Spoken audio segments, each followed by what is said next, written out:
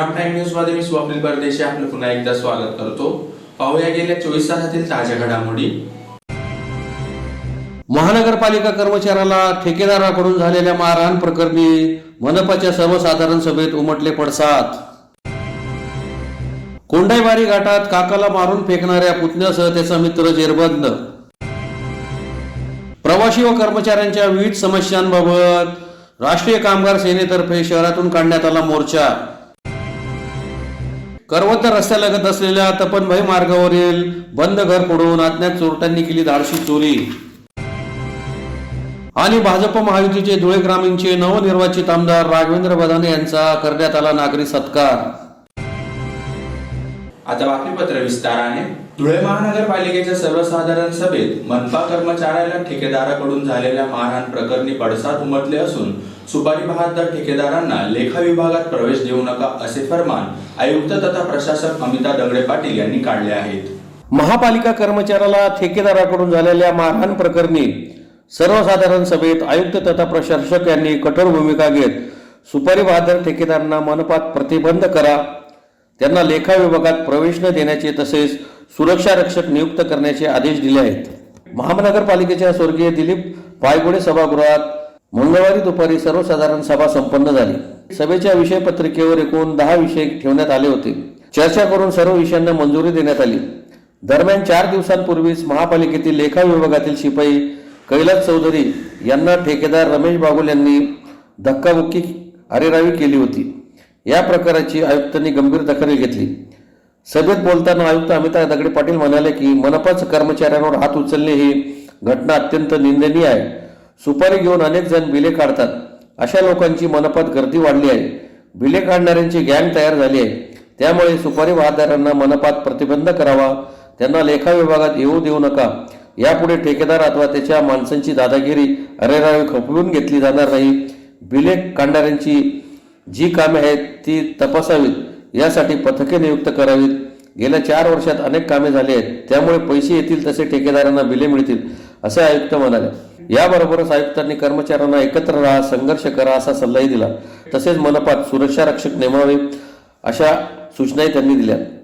जनतेच्या करमणुकीसाठी सार्वजनिक हितासाठी थीम पार्क बनवण्यासाठी सर्वे क्रमांक 510 ड पैकी 40 ते 50 एकर शासकीय जागा उपलब्ध होण्यासाठी जिल्हाधिकाऱ्यांकडे जागा मागणी प्रस्ताव सादर करण्याच्या सूचनाही आयुक्तांनी दिल्या। जुन्या आग्रा रोडवरील पंचवटी टावर ते अंडाकृती बगीचा ते वीर सावरकर पुतळ्याजवळील लहान पूल ते स्वामी समर्थ मंदिर ते गांधी पुतळा हा 800 मीटर रस्ता सार्वजनिक बांधकाम विभागाकडे हस्तांतरित करण्याच्या विषयास सभेत मंजुरी देण्यात आली। तसे नोटिफिकेशन निघाल्यानंतर त्यांची देखरेख सार्वजनिक बांधकाम विभाग करेल असे त्यांनी सांगितले। मनपाच्या नवीन इमारतीच्या बाजूस रेकॉर्ड रूम बनवण्यासाठी येणाऱ्या खर्चास आर्थिक व प्रशासकीय मान्यता देण्याच्या विषयास देखील मंजुरी देण्यात आली। याबरोबरच मालमत्ता कराच्या थकबाकीचा आकडा मोठा आहे, त्यामुळे कर्मचाऱ्यांनी मालमत्ता कराची वसुली जोमाने करावी असे आदेशही आयुक्तांनी दिले। या प्रसंगी आयुक्त अमिता दगडे पाटील, उपायुक्त शोभा बाविस्कर, करुणा डाळे, कार्यकारी अभियंता नवनीत सोनवणे, नगर सचिव मनोज वाघ, अभियंता वर्षा घुगरी, उप अभियंता चंद्रकांत उगले आदींसह विभाग प्रमुख उपस्थित होते। डेव्हलप करण्यासाठी सावरकर पुतळ्याच्या तिथे मोठा पूल बनवायचा आहे त्यांना। तर तो जो रस्ता आहे तो रस्ता अंडाकृती बगीच्यापासून पुन्हा गांधी पुतळ्यापर्यंतचा जो रस्ता आहे तो महानगरपालिकेच्या मालकीचा आहे। तो रस्ता सार्वजनिक बांधकाम विभागाकडे वर्ग करण्याच्या संदर्भातला आज धोरणात्मक निर्णय झाला। त्यानंतर धुळे शहराची जी जुनी हे आहे आपली विकास योजना, त्याच्यामध्ये काही आरक्षणं होती सरकारी जागेवर सर्वे क्रमांक 510 ड मध्ये। तर ही खूप मोठा लँड पार्सल आहे जे सरकारी जागा होती। या जागेवर काही लोकांच्या मनोरंजनासाठी, धार्मिक कारणासाठी, सार्वजनिक हितासाठी एक थीम पार्क बनवण्याचा एक विषय होता। जसं आता टुरिझममध्ये काही प्रपोजल्स प्रोसेस होतात, तर त्याचाच भाग म्हणून सन्माननीय आमदार महोदय धुळे शहराचे त्यांनी आमच्याकडे एक पत्र दिलं होतं की बाबा इथे आम्हाला ते करायचं आहे, तर याची जागा आपल्याला सरकारी जागा मागायला लागेल आणि ही बीइंग प्लॅनिंग अथॉरिटी ही धुळे महानगरपालिकेलाच हे करावं लागणार होतं. त्यामुळं आम्ही आणि आमच्या हद्दीतली जागा होती ती, त्यामुळं आम्ही ही सरकारी जागा मागणीचा प्रस्ताव सन्माननीय कलेक्टर महोदयांकडे दिलेला आहे. या जागेवर आपले 4-5 रिझर्वेशन आहेत, तर त्याचं कन्सॉलिडेटेड थीम पार्कवालं एक रिझर्वेशन आपल्याला करावं लागेल. त्याचं मायनर मॉडिफिकेशनचा प्रस्ताव प्रोसेस करणं, सोबत त्या पूर्ण जागेची ती जी जागा आहे जो 19 हेक्टर समथिंग, तर त्या जागेची मोजणी करणं आणि कलेक्टर महोदयांकडे तो जागा मागणीचा प्रस्ताव पाठवणं, या सगळ्या विषयांना आज आपण यांनी मान्यता दिलेली आहे. विषय क्रमांक 105 होता तो. त्यानंतर आपल्याकडे सन्माननीय मुख्यमंत्री महोदयांनी सगळ्यांना 100 दिवसाचा कार्यक्रम दिलेला आहे. त्याचाच भाग म्हणून फील्डवरच्या जे आपल्या ऑफिसेस आहेत, जे इज ऑफ डुईंग बिझनेससाठी किंवा याच्यासाठी ज्या म्हणून सुधारणा करायला लागणार आहेत, म्हणजे ज्या फिजिकल असतील, ज्या सॉफ्टवेअरच्या याच्यात असतील किंवा ज्या अजून रेकॉर्ड किपिंगपासून खूप साऱ्या गोष्टी आहेत, तर त्या करण्यासाठी मोठ्या प्रमाणावर आपल्याला काम करायचं इथून पुढे. तर रेकॉर्डसाठी ऑलरेडी आपण त्याचं स्कॅनिंग, त्याचं डिजिटायझेशन, त्याचं क्लासिफिकेशनवर सगळ्यावर काम करतोय, जो की आपल्या 100 दिवसांचा जो कार्यक्रम आहे त्याचाच भाग आहे. पण हे रेकॉर्ड ठेवायचं कुठं? आपल्याला माहिती की मागे रेकॉर्डला आग लागली होती, आपलं बरंच रेकॉर्ड जळून गेलं. तर आता ते तसं घडू नये म्हणून सगळ्या फायर अरेंजमेंट्स आणि याच्या सहितचं अद्ययावत रेकॉर्ड रूम बनवण्याची प्रोव्हिजन आम्ही केलेली आहे आणि ते त्या विषयाला आज मंजुरी दिली. आपण या पुढच्या 2-3 महिन्यामध्ये ते त्याच्या सगळ्या ड्यू प्रोसिजर्स करून करणार आहोत. त्यानंतर विपश्यना केंद्र उभारण्याच्या संदर्भातला एक सिद्धार्थनगरमधला एक विषय होता, जिथं जे जुनं मोडकळीला आलेलं हे होतं, तिथलं जे केंद्र होतं ते अद्ययावत करणं किंवा नव्यानं बांधकाम करणं, त्याचा एक विषय आपण घेतलेला आहे जो महत्त्वाचा होता. आपल्याकडे 149A खाली काही रेट ठरवलेले आहेत मालमत्ता हस्तांतरणासाठीचे वगैरे. ते 1% फी आहे. म्हणजे आपण जर बघितलं तर मुद्रांची पण एक अशी ठरलेली फी असते, तसं या हस्तांतरणाच्या ज्या प्रॉपर्टी असतात त्याच्यासाठी पण एक प्रोसेसिंग फी म्हणून आपल्याकडनं घेतली जाते. ती काहीच्या बाबतीत 1994 पासून वगैरे आपल्याकडे या फीस डेझिग्नेट झाल्या नव्हत्या. आपल्याला या पुढच्या आर्थिक वर्षामध्ये या फी कायद्याच्या प्रोव्हिजन प्रमाणे लावायच्या, तर त्याच्यासाठीचा विषय आम्ही आज सभागृहापुढे ठेवला होता आणि त्याला मान्यता दिली. येणाऱ्या बजेटमध्ये इन्कॉर्पोरेट करून 1 एप्रिलपासून त्याची अंमलबजावणी सुरू होईल.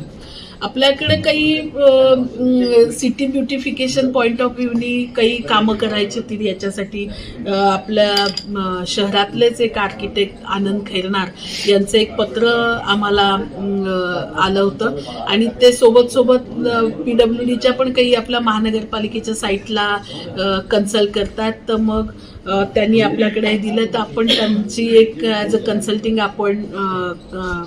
आर्किटेक्ट म्हणून अपॉइंटमेंटचा एक प्रस्ताव, त्याला आज आपण मान्यता दिली, एम्पॅनल केलं त्यांना.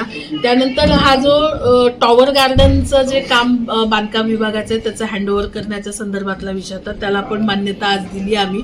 आणि ते जे राहिलेली मोकळी जागा आहे तिथं जे रस्त्यावरचे जे स्टॉल धारक आहेत, जे खाऊ गल्लीवाले आहेत, ते लोक आतमध्ये आणू, जो त्याचं डिपॉझिट आणि त्याचं भाडं भरायला तयार आहे त्यांना आपण तिथं ती स्पेस अवेलेबल करू.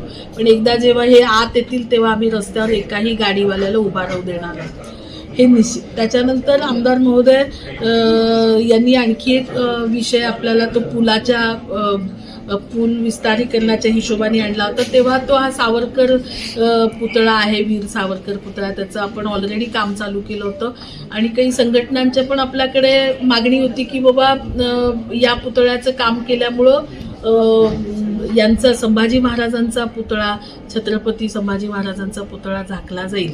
तर हे सगळं विचारात घेऊन आमदार महोदयांचं पत्र आणि बाकीचं सगळं हे करून आपण तो जो संभाजी महाराजांचा पुतळ्याच्या शेजारी वीर सावरकरांच्या पुतळ्याच्या कामाच्या संदर्भामध्ये आपण शिफ्टिंगचा निर्णय घेतला. तिथंच लालबहादूर शास्त्रींचा पण पुतळा होता, 20 लाखाची प्रोव्हिजन केली होती, त्याचं काम नाही चालू झालं, पण तोही पुतळा तिथे आपण हे करतोय, लोकेट करतोय आणि तिथलं पण काम करतोय. नागपूर सुरत महामार्गावरील कोंडाईबारी घाटात काकाला मारून फेकणाऱ्या पुतण्यासह त्याच्या मित्रास स्थानिक गुन्हे अन्वेषण शाखा व साक्री पोलिसांच्या पथकाने अवघ्या 48 तासात जेरबंद केले आहे. सुरत नागपूर महामार्गावरील कोंडाईबारी घाटात काकाला मारून फेकणाऱ्या पुतण्यासह त्याच्या मित्राला स्थानिक गुन्हे अन्वेषण शाखा व साक्री पोलिसांच्या पथकाने अवघ्या 48 तासात जेरबंद केले आहे. याबाबत अधिक माहिती अशी की नागपूर सुरतवरील कोंडाईबारी घाटातील खोड्यादेव मंदिरासमोरील पुलाच्या खालील सुमारे 30 ते 40 फूट खोल दरीत अंदाजे 30 ते 35 वयाच्या अनोळखी पुरुषाचे शव तोंडावर काळा रुमाल व दोन्ही हात पाय दोरीने बांधलेल्या स्थितीत आढळले होते.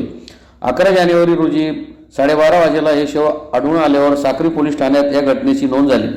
फॉरेन्सिक फिंगर ब्युरो, स्थानिक गुन्हे अन्वेषण शाखा धुळे व साक्री पोलीस ठाण्याची पथके घटनास्थळी पोहोचल्यावर भौगोलिक पुरावे प्राप्त करून घेण्यात आले आणि मृत व्यक्ती हा सईद शाह, चिराग शाह, फकीर हा असल्याची खात्री करून घेण्यात आली.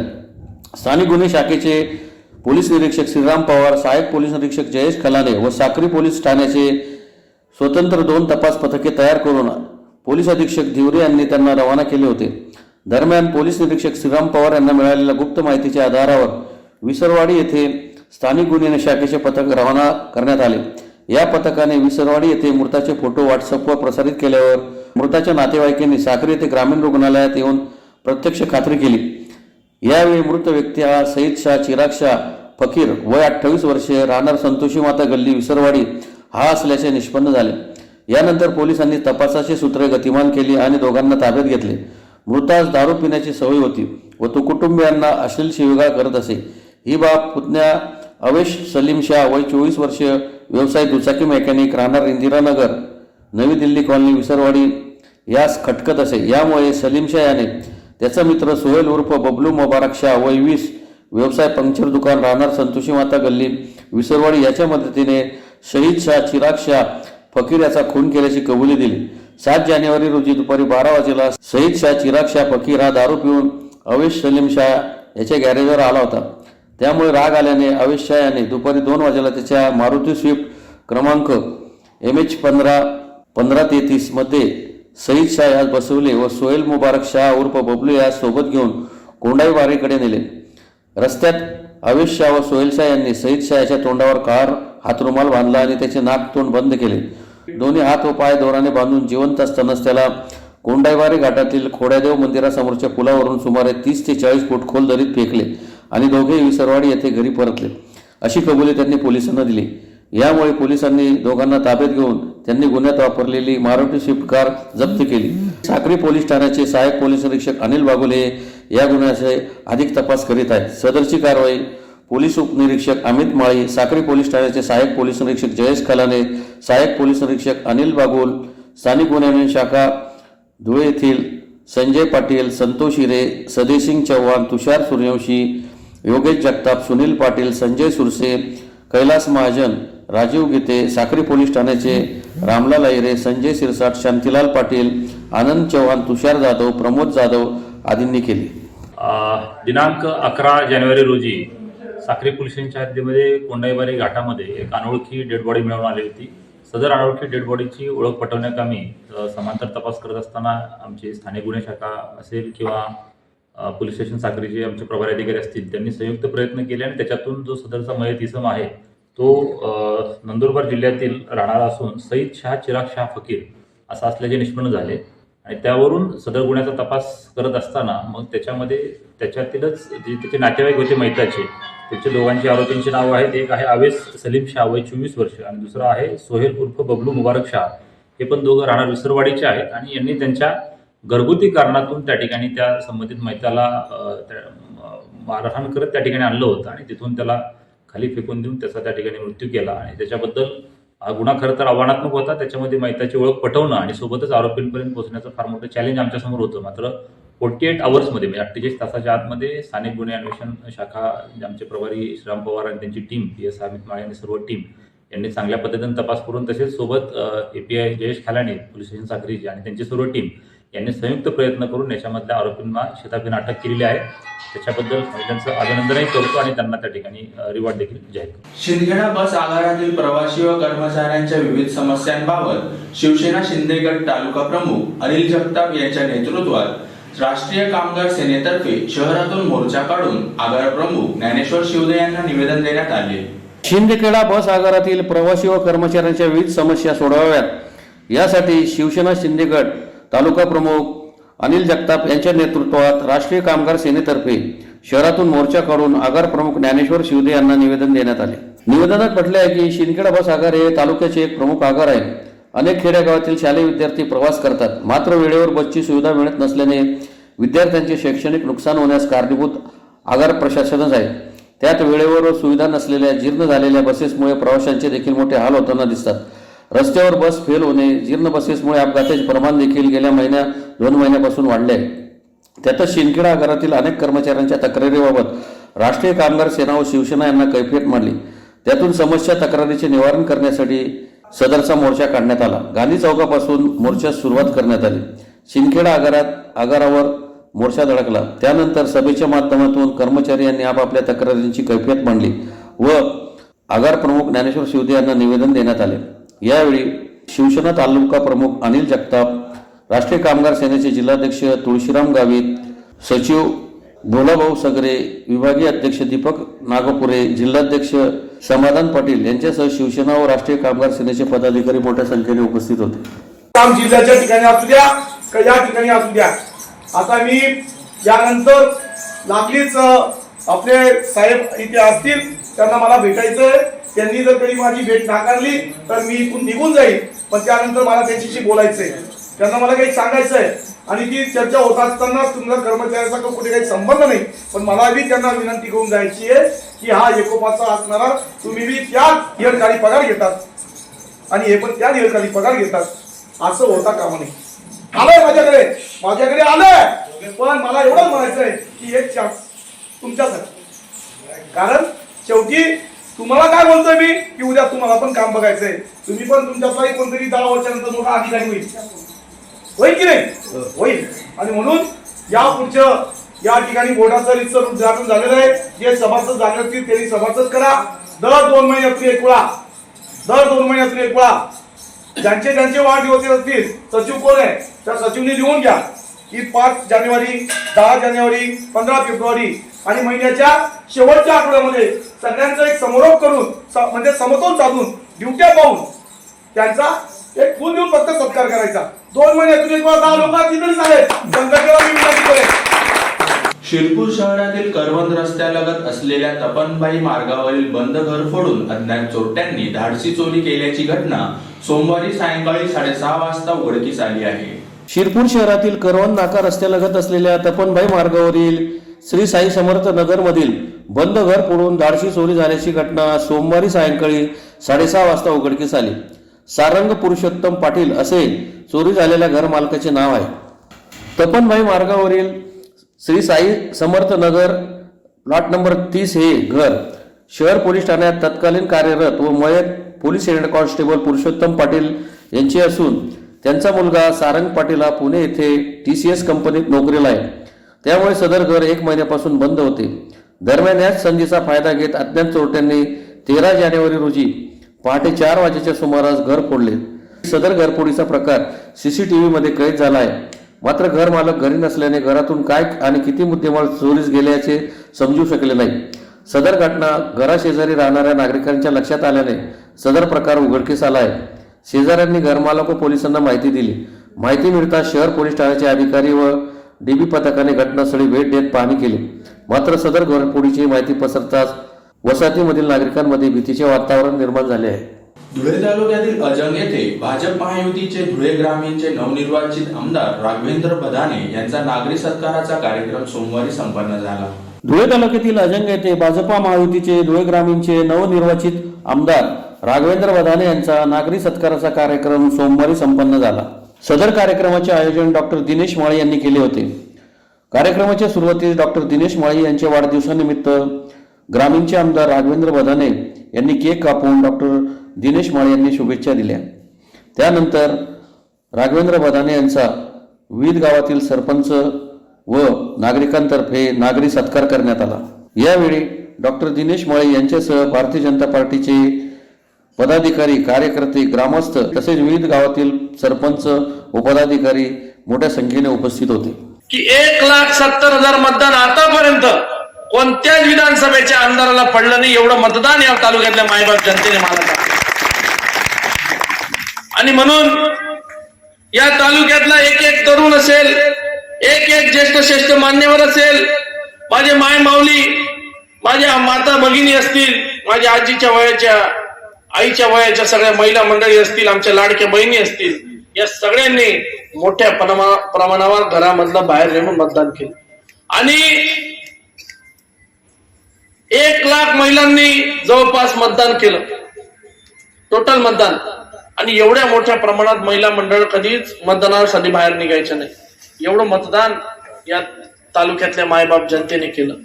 मग आपण सगळेजण बघतो तालुक्यामधली ही परिवर्तनाची लाट, ज्या वेळेस माझ्यासारख्या 32 वर्षाच्या तरुणाला तिकीट डिक्लेअर झालं, तेव्हा प्रस्थापितांकडून माझी खिल्ली उडवण्यात आली की असा पैलवानशी कुस्तीला दिली म्हणे आमली, या भाऊले तर खांदारला जासू म्हणे, माले अशी कुस्ती जोड दिली म्हणे। ठीक आहे भाऊ, म्हण खांदार तर खांदार। आणि मग ज्यांनी स्वतःला या तालुक्याच्या जनतेला गृहीत पकडलं, माझ्यासारख्या 32 वर्षाच्या तरुणाला तिकीट मिळाल्यानंतर खिल्ली उडवली, त्या तालुक्याच्या जनतेने फक्त बारीक निरीक्षण केलं। जनता जनार्दन असते, लोक बोलत नाही, लोक फक्त बघतात। आणि ज्या लोकांनी माझी खिल्ली उडवली त्यांना एवढा सपाटून कानफट्ट्यात लोकांनी मारली की 66,000 मतांनी या तालुक्यामध्ये 66,000 मतांचा लीड अजूनपर्यंत कोणाला मिळाला नाही, एवढा लीड मला लोकांनी तिथं दिला। आणि म्हणून लोकांचे उपकार माझ्यावर फार मोठे आहे, माझ्या कुटुंबावर फार मोठे आहेत। पुन्हा एकदा पाहूया ठळक घडामोडी। महानगरपालिका कर्मचाऱ्याला ठेकेदाराकडून झालेल्या मारहाण प्रकरणी मनपाच्या सर्वसाधारण सभेत उमटले पडसाद। कोंडाईबारी घाटात काकाला मारून फेकणाऱ्या पुतण्यासह त्याचा मित्र जेरबंद। प्रवासी व कर्मचाऱ्यांच्या विविध समस्यांबाबत राष्ट्रीय कामगार सेनेतर्फे शहरातून काढण्यात आला मोर्चा।